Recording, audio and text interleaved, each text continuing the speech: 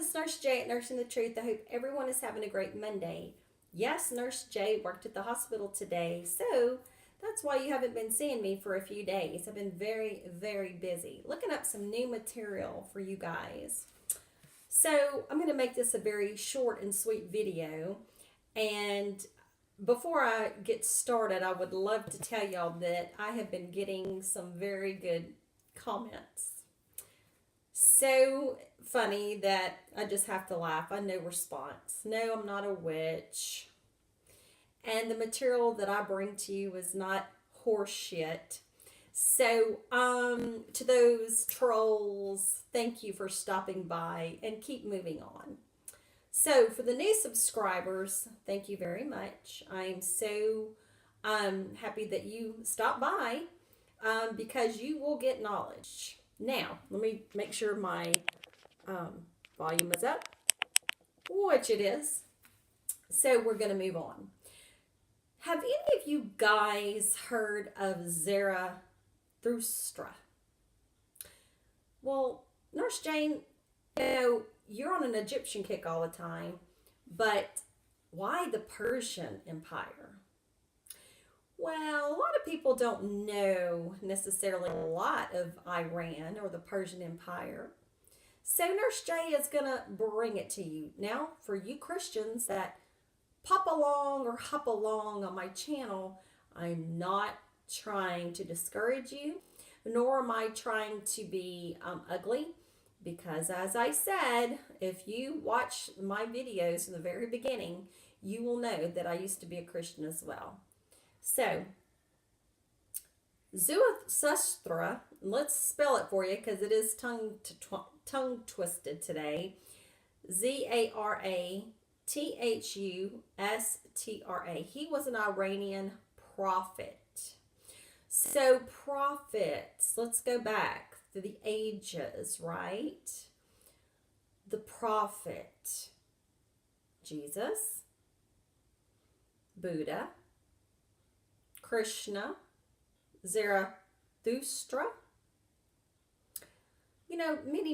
many others. Jeremiah, Isaiah, Hosea, Joel, Amos, Malachi. The list goes on and on, people. So, he was a religious reformer. Wasn't Jesus a religious reformer? Wasn't he the one that knocked down the tables of the money changers in the temple? But if he was a Jew, he wouldn't have knocked down those temples, because in the Jewish times, they would exchange money and do this at the temple. They would do these offerings and sacrifices and buying and selling and trading. Friends, look up your history. He was traditionally regarded as the founder of Zoroastrianism. So when you look at Ahura Mazda, it almost looks identical to the god Anu of the Anunnaki. You always see Anu in his spaceship of the Sumerian pantheon. All you have to do is look up Zoroastrianism and the god Anu, and you will see that they look almost identical, if not the same.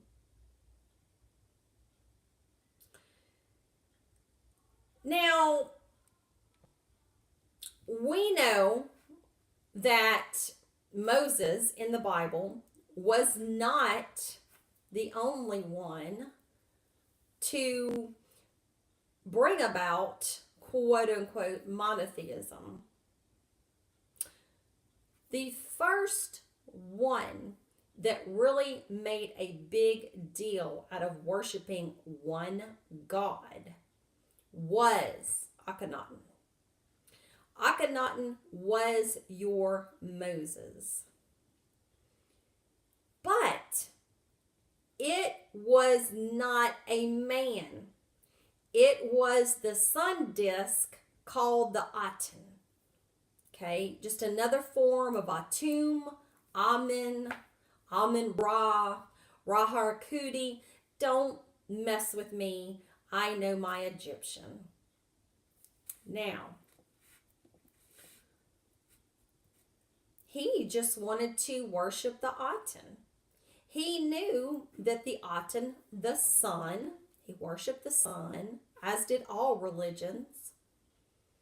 And some did worship the moon, like Nanar Sin. So, what you have to understand is he was like, God is the sun. You cannot see his essence. The essence or the manifestation is in everything and everyone. He cannot be seen, but his essence is powerful and it's in everything. So, now that was back in the 1330s, somewhere 1340s BCE, that he started doing all this. So that's where you get the monotheism of the one God. Before then, running rampant. Now, we have another scene on the deal. Zarathustra has been the object of much scholarly attention, in large part because of his apparent monotheism. See, it just trickled on from Egypt to Persia. You see, all of those people mixed. All right? And his concept of one God, whom he referred to as Ahura Mazda, or the wise Lord, he purported dualism. And it's funny. He purported dualism, even in the stark distinction he drew between the forces of good and the forces of evil, and the possible influence of his teachings on subsequently emerging in the Middle Eastern regions, including Judaism. Well, actually, Judaism stole from Egypt and Persia and Babylon and Assyria. So, moving on. So, the student of religion really has a problem, and he's confronted by several problems concerning this prophet. The first concerns of the date of his birth and death, which cannot be ascertained with any degree of certainty. According to Zoroastrianism tradition, he flourished 258 years before Alexander the Great.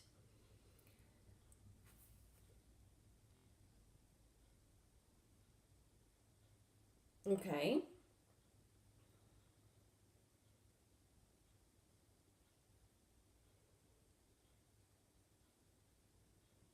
And where I'm finding this at, you can go to Britannica.com, you can go to Wikipedia.com and learn about them. This is where I'm getting this from. So I'm not just giving you BS. I'm giving it to you like it is. So if you don't like it is, then, just go on doing other stupid stuff. Now, the teachings, he was probably a priest, having received a revelation from Ahura Mazda, who appointed him to preach the truth. Oh, wait. Wasn't this hundreds of years in the BCE era? That really does present a problem for theologians or religious theologians or preacher men. How can you fight this? Wasn't Jesus in the first century? Isn't that hundreds of years? And so Mazda appointed him to preach. And Zarathustra apparently was opposed in his teachings by the civil and religious authorities in the area in which he preached. Confident in the truth revealed to him by Mazda, He apparently did not try to overthrow belief in the older Iranian religion, which was polytheistic. He did, however, place Mazda at the center of a kingdom of justice that promised immortality and bliss.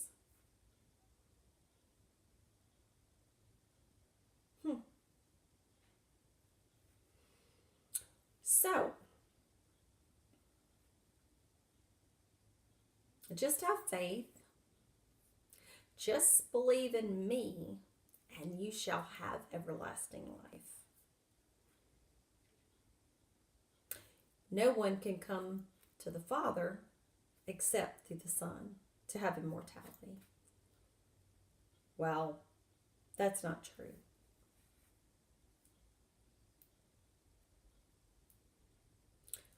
Though he attempted to reform ancient Iranian religions on the basis of existing social and economic values, his teaching at first aroused opposition from those whom he called the followers of the lie.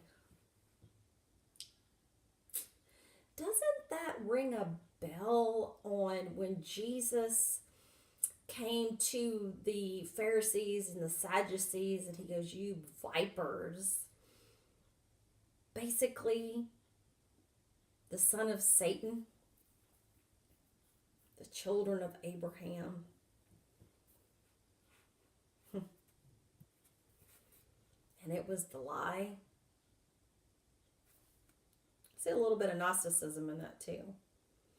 Now, Mahara Mazda and the Beneficent Immortals. In his teaching, Mazda was the highest God and alone is worthy of worship. You see where Akhenaten comes in this? That the Aten was the only sun god to be worshipped. None of the other gods could be in worship.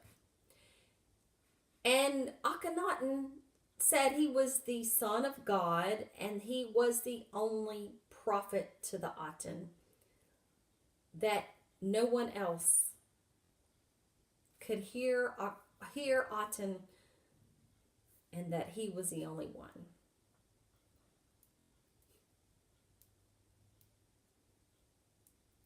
Mazda was the creator of heaven and earth, but what happened to Yahweh being the creator of the heaven and earth?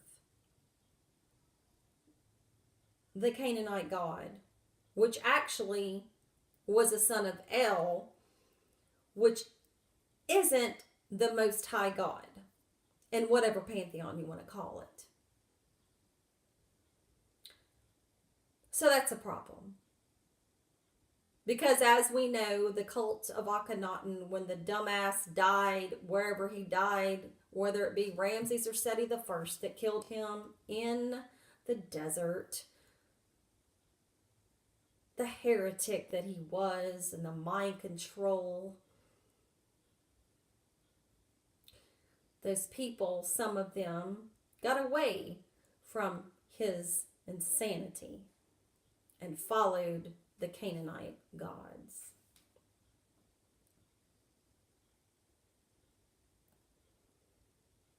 He is the source of light and darkness. Ooh.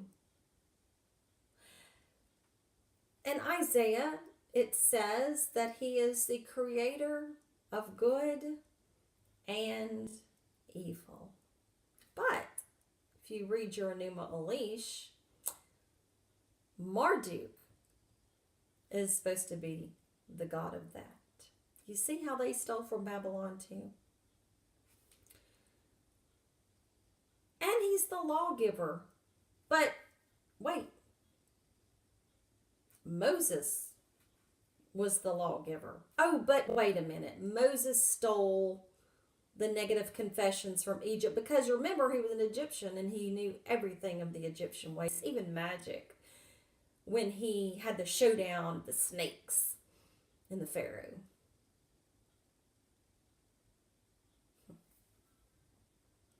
Now, he is surrounded by 6 or 7 beings or entities, which later Avesta calls Amisha, spintus, or beneficial immortals. So, are the beneficial immortals supposed to be the Anunnaki or some other life form from other star systems?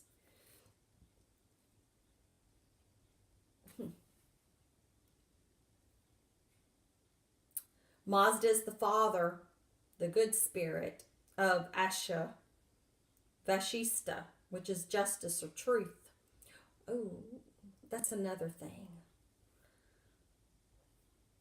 Read your Bible.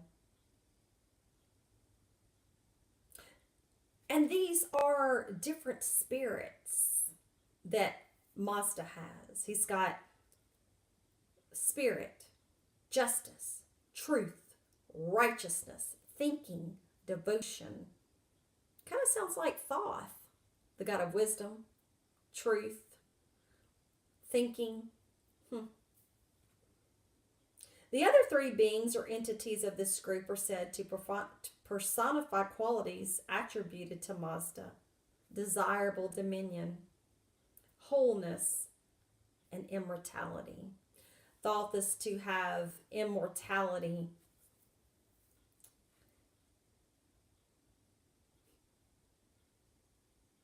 The good qualities represented by these beings are also to be earned and possessed by Mazda's followers. This means that the gods and humankind are both bound to observe the same ethical principles. Do you know that there's a galactic federation and there's a galactic law that things are to be done in the harmonious order?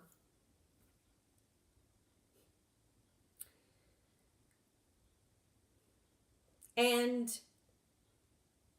we are both supposed to abide by the laws of nature. In the Amesha Spintus show the working of the deity while at the same time constituting the order binding the adherents of the wise Lord. Then the world of Mazda and the world of his followers come close to each other.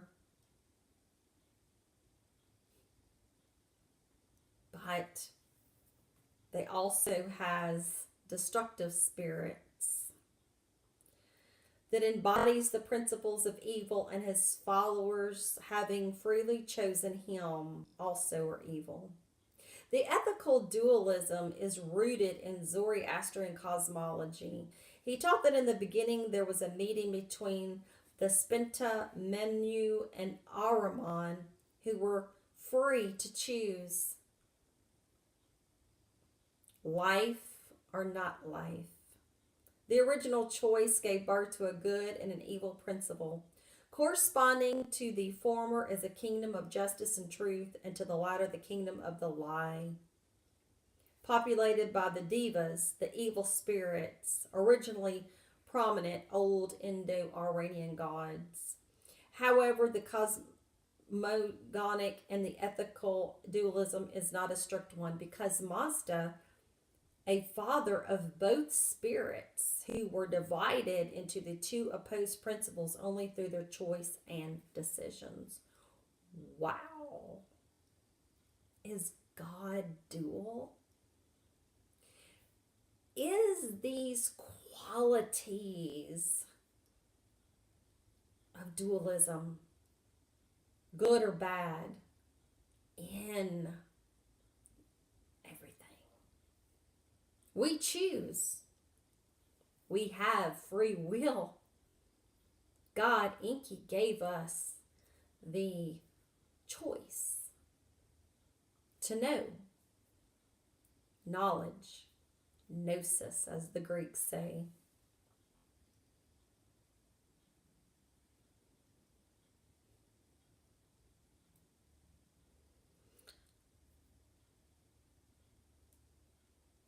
So, I'm not going to read this, all of it. It's so much to take in.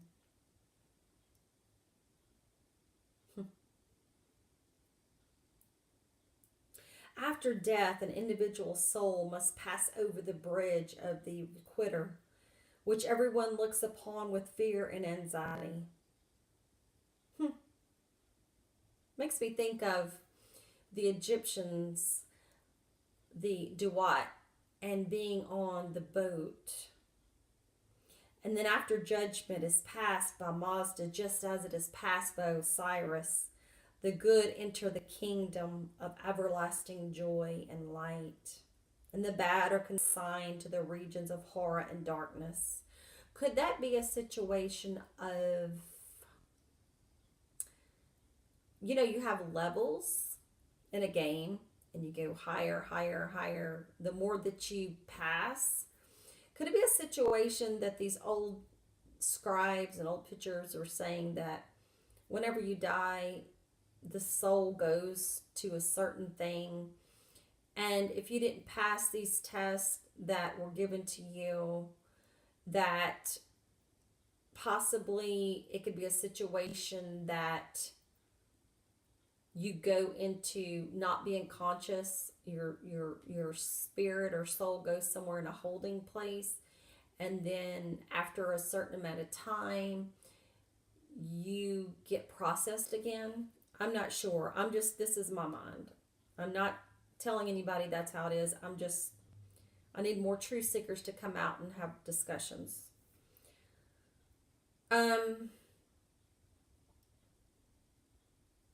I like this part though, because this makes me think about the cycles of time. So these people were actually talking some truth as well. The prophet says, however, goes beyond this, announcing an end phase for the visible world, the last turn of creation. In the last phase, Ahriman will be destroyed, and the world will be wonderfully renewed, and will be inhabited by the good, who will live in joy. Later forms of Zoroastrianism teach a resurrection of the dead, teaching for which some basis may be found in Gathas. Through the resurrection, the renewal of the world bestows a last fulfillment on the followers of the wise Lord. Wow. See a lot of the parallels between Judaism and Christianity, how each branched off and took from the other.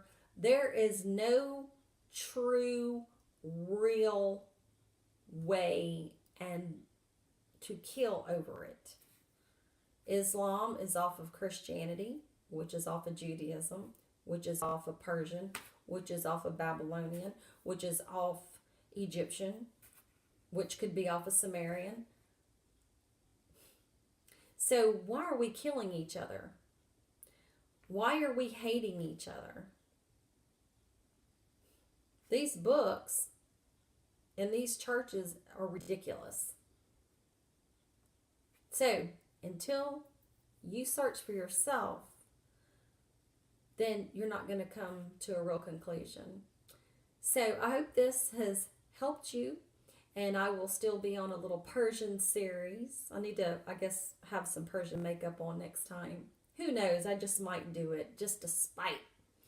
So, anyway, hope you guys have enjoyed this video. I love all my subscribers. Peace, love, and joy. And to get on one band of truth. That's what we have to do. We have to come out of this matrix. We have to come together. We cannot have hate. We all need to come and talk about things and be collective. So, a couple of things I want you to do for me. Like, share, and subscribe. Tell your friends and family about me.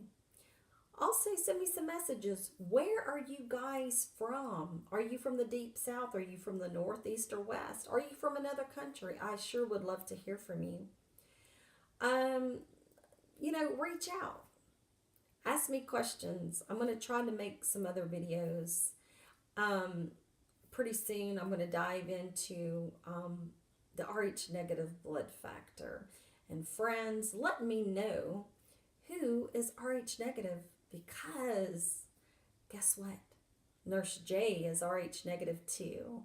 So anyway, Hotep, Ashe, and we shall see you later, friends.